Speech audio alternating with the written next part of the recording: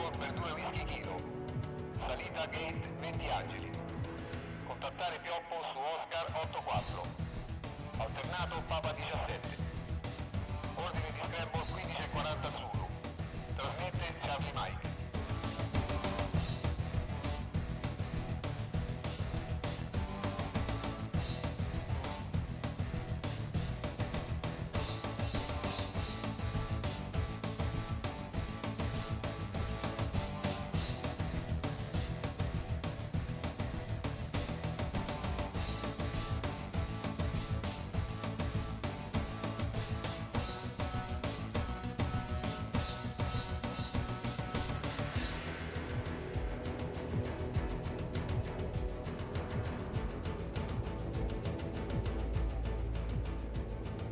Within the Air Force flight wings, events like this took place again and again.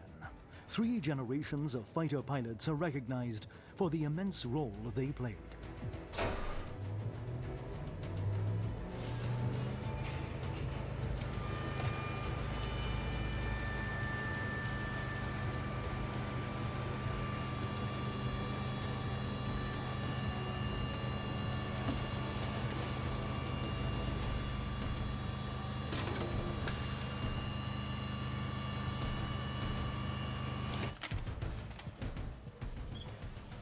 With the piercing sound of a siren, the story of an interception mission begins. And this is how more than 40 years of history began. The history of the Air Force F-104.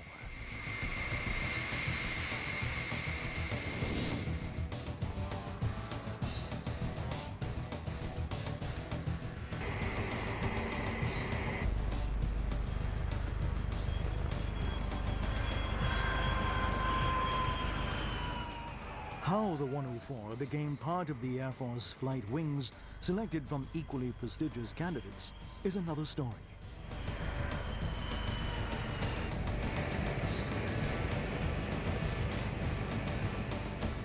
In the early 1960s, a plane had to be chosen that would form the backbone of Italy's air defense. It was a tough decision. Una bella mattina arriva in ufficio il generale. One morning, General Mocci came to my office and said, "Berto, we've made the decision. If you read the morning paper, there's an article that says the Air Force has chosen the F-104G in cooperation with the Germans, Belgians, and Dutch." And I answered, "Well, the problem is solved, Commander. Good luck." The newcomer aircraft already had a good record and an appropriate name, Starfighter. But the Air Wings community soon gave it the nickname of Hatpin because of its long, smooth shape. Its pure aerodynamic lines actually make it look like a rocket or an amiable lit cigar when the afterburner lights the jet. The choice turned out to be a good one, and naturally, the pilots were the first to realize it. When I left for the States to attend the F-104 qualifying course, the acting Deputy Chief of Staff, General Valentini, called to say, "Berto, now you're going to the States. After you've flown the F-104, send me a note about your feelings." After my first flight, I sent him a postcard. "Dear Commander, the F-104 seems like a really exceptional machine. There is one thing lacking, however. It doesn't give you time to think."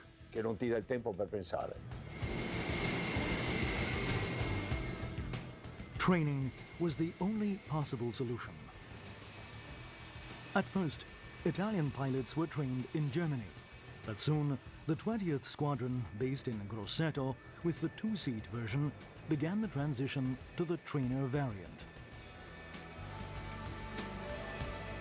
The squadron maintained this challenge up until the last pilot was trained, and the whole time the 104 was in the front line. In fact, the DF-104 led to a change in the flight training courses to set the ab initio jet system, as it was called.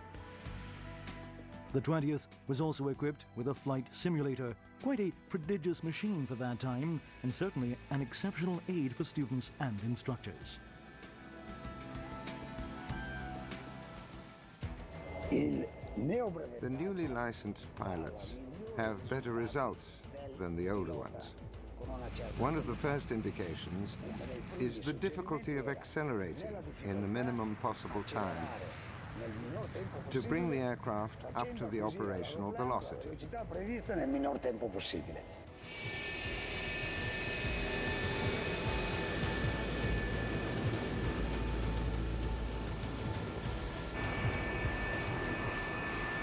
This new aircraft created a revolution within the Air Force and brought deep changes in all Air Force operational, technical and logistic sectors.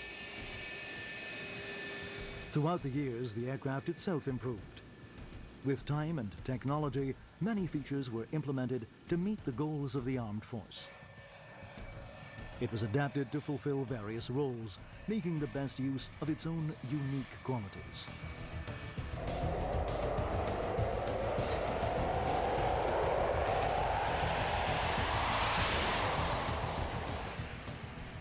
Above all, it acted as an interceptor, the main role for which it was chosen and the one it could still perform today. I was an interceptor pilot of the 21st Squadron based in Istrana when I left to attend the F-104 qualification. At Yerba Base, I noticed a contrail that was passing over the field at an altitude of about 37 to 38,000 feet, and the instructor told me to take off for a ride demonstration. We took off, and at that point I had to pull up the landing gear in a hurry, otherwise it couldn't be done. And he told me to look at the trail and pull up. While staring at the trail, I got above it in a minute and a half. There you have it. An interceptor pilot's dream had come true.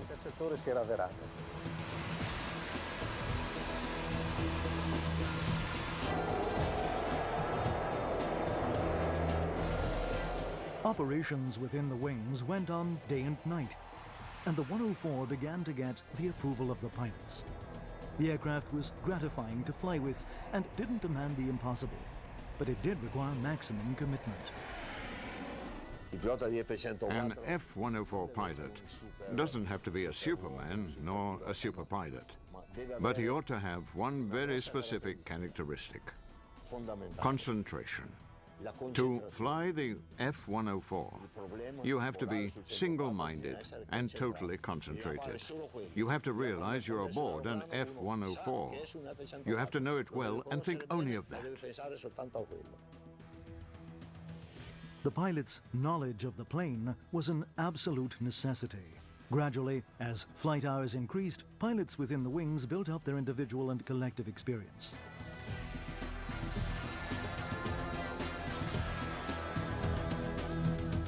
You have to realize that there's no difference between the first 104 pilot 40 years ago and the pilot of today. There's no difference in the approach to the aircraft, nor in the attitude towards it, because in all these years the 104 has never lost the respect it's due, and has never become obsolete.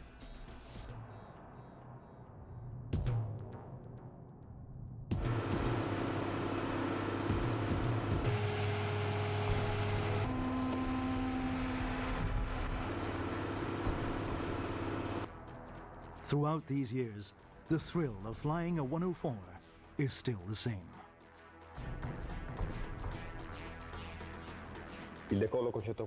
Taking off in an F-104 is an unforgettable experience, not because of the number of times you've done it, but because of the power of the engine, the acceleration, the exuberant thrust. The thrill of the experience is something you never lose, especially with the light configurations like the air defense, when the plane is not overloaded with fuel or other cargo to weigh it down, and you have greater acceleration. The insertion of the afterburner really adds thrust. In slang we say, a kick in the arse.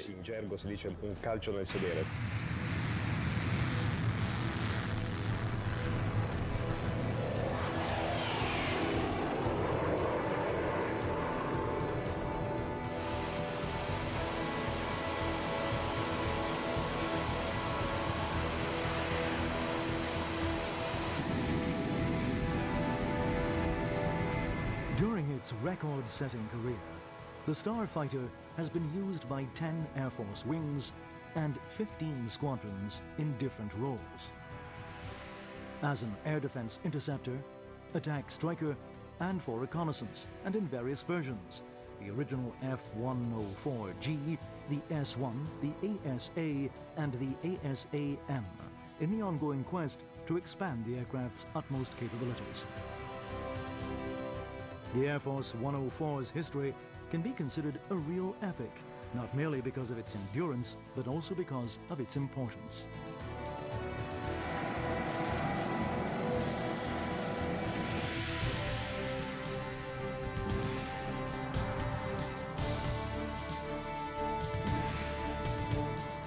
The 104 reconnaissance version was flown by the 3rd Wing.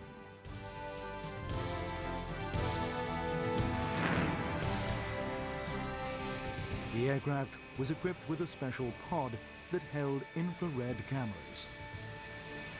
During the recent Gulf War, it was operational from an airbase stationed in Turkey.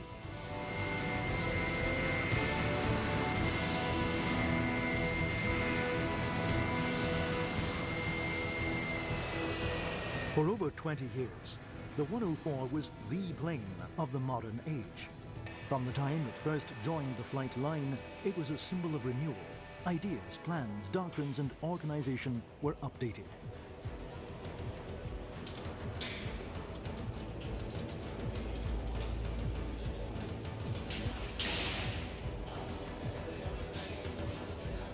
The revolution spread inside the technical and logistic areas as well. Full scheduled maintenance and turnarounds were accomplished by no less than 12 separate specialists.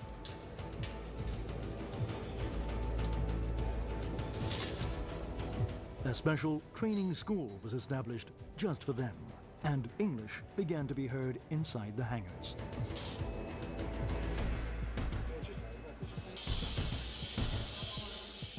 The specialists' identity and role were highly respected, even more so nowadays as they became highly skilled and more professional.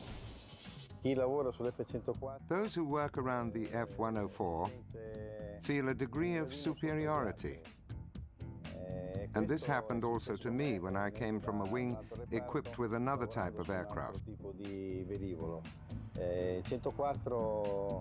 The 104, with its noise, its bisonic velocity, and its complex maintenance at both primary and secondary technical levels, gives the specialist the extraordinary satisfaction that maybe other types of aircraft don't.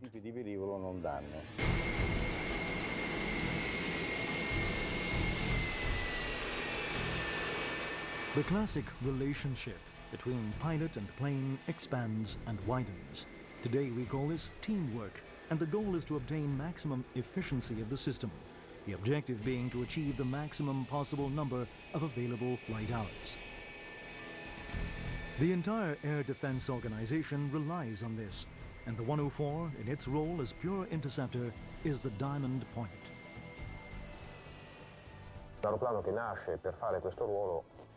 It's an aircraft that was made for this role, and its performance still makes it useful and capable in peacetime for searching and reaching other aircraft, identifying it. Not alone, however. Even though it has onboard radar, it couldn't accomplish this task without the absolute involvement and skill of the whole air defense chain, especially air defense radar. Without this chain, the 104 would fly blind and be unable to do its job.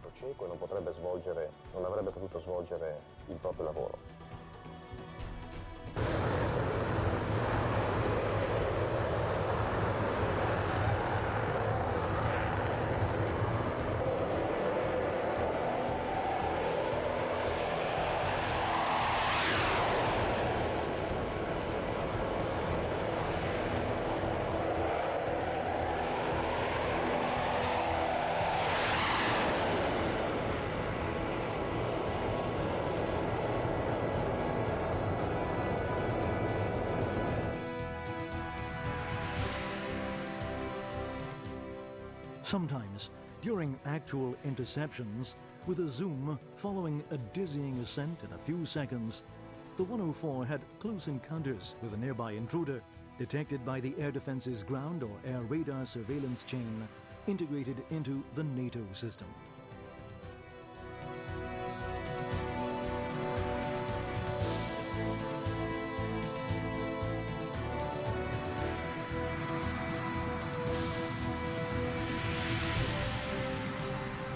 Whether those were accidental border intrusions or unauthorized flights, identification was made at the end of the mission, where the identity and the intentions of the unknown party had become known. At other times, during normal exercises, the in-flight encounter was with a friend or allied crew.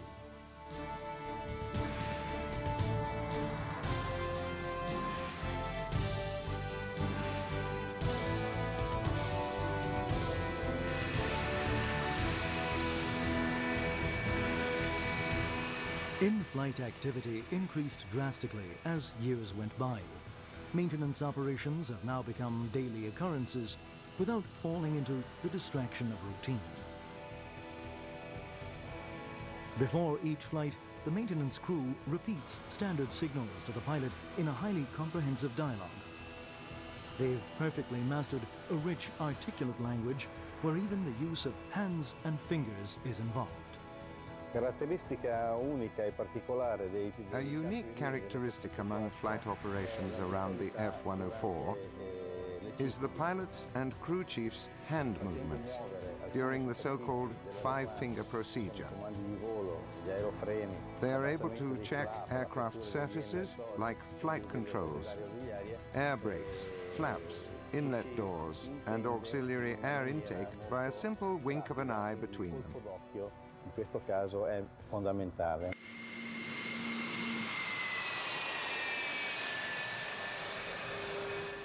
In the early 1980s, the great experience gained from flying the F-104s provided the Air Force with the necessary skills to start a new modernization program based on the Tornado. Abbiamo cominciato piano piano. Little by little, we began to develop an international mentality, both as pilots and as specialists. Squadron exchange began to go well. Exchanges between pilots, specialists, and aircraft from other squadrons. The European air forces started to get to know each other. We were the forerunners of a new Europe and a new NATO. I sincerely believe this change was good for us, and that it was a necessary milestone for the proper development in military aeronautics that followed. Decades in many wing activities were devoted to the 104. It was natural that the hat pin became the fulcrum of many events. Unusual events, like the speed race in the early 80s. An unusual 1,000-meter runway challenge between the 104 and 3 Formula One racing cars.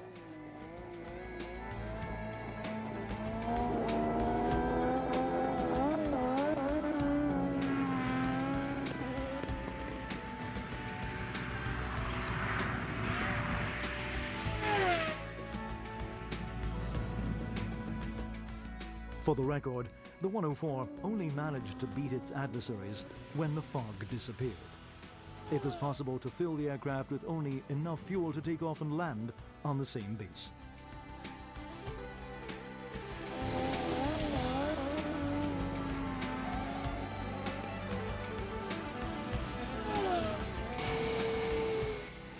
During special anniversaries or events, its fuselage was painted with creative designs and brilliant colors, like this. We're not able to show them all, but some are worth remembering for their fantastic imagery and color combinations.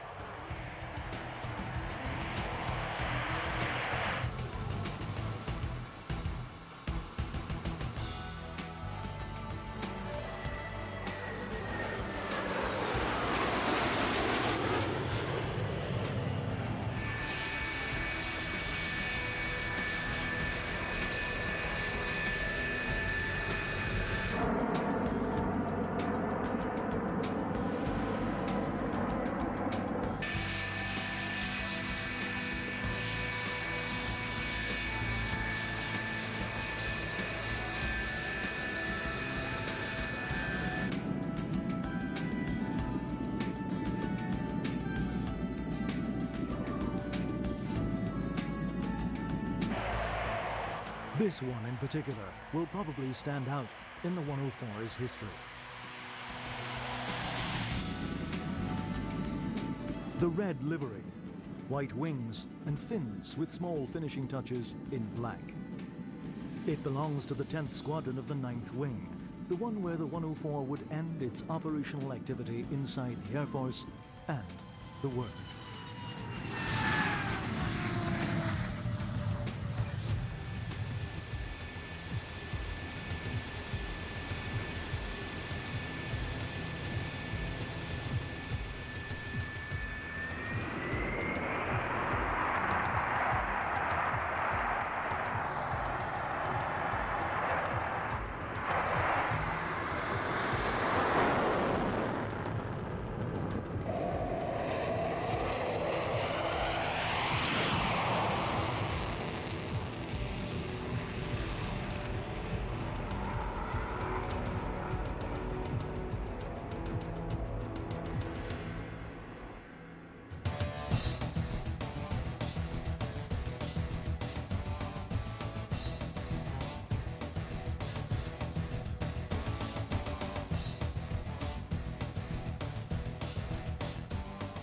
The hat pin will be remembered for a long time with nostalgia and love.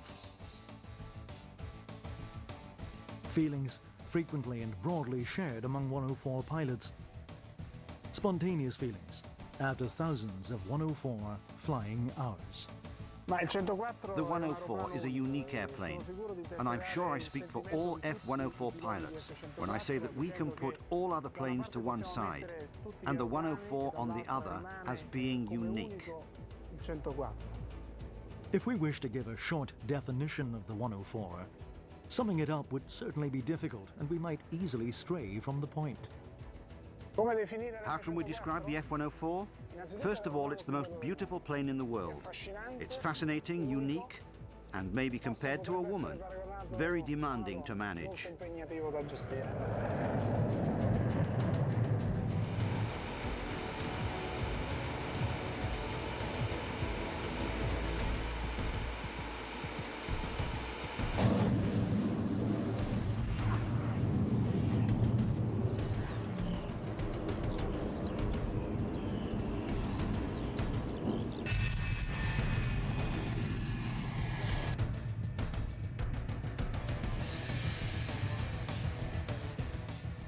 There are some, however, who have other feelings about the 104. The latest young pilots who've had the chance to perform in F-104 lineup are considered privilege they know only too well. The feelings a young pilot gets from the F-104 are surely pride and awe in the presence of a machine that many remember with nostalgia, and others would love to fly, but will probably never have the chance.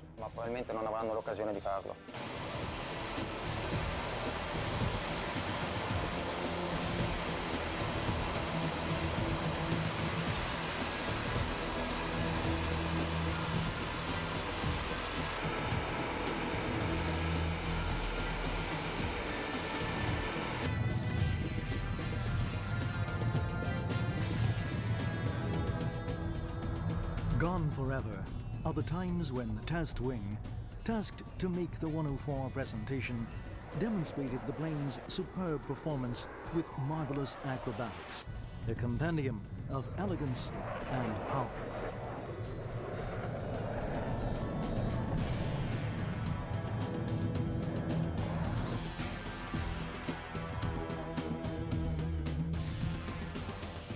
Large formations of F-104s, with their perfect geometry, were stunning in numbers and precision.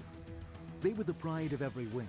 During official ceremonies, they could demonstrate the excellent training of the pilots and their ability to fly in formation.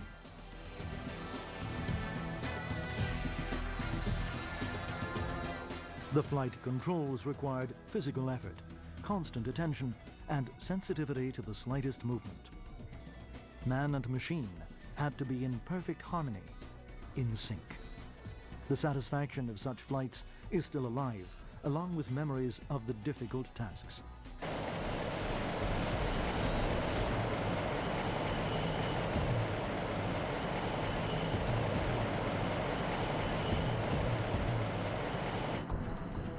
While listening to these stories, faces and names of unforgettable men and colleagues return. Those whose supreme sacrifice will always be linked to the history of the 104 and the Air Force.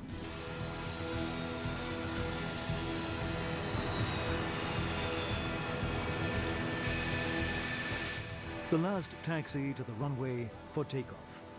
F-104s of the 9th, 10th, 18th and 20th Squadrons.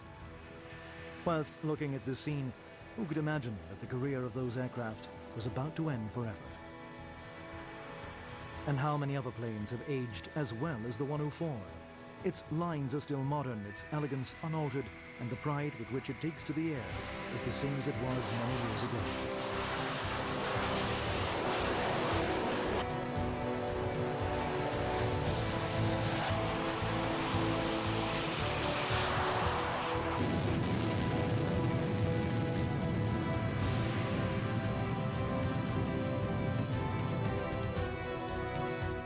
There's no more fitting tribute to this extraordinary participant in the long history of Italian military flight than a formation pass with the colors of the Italian flag.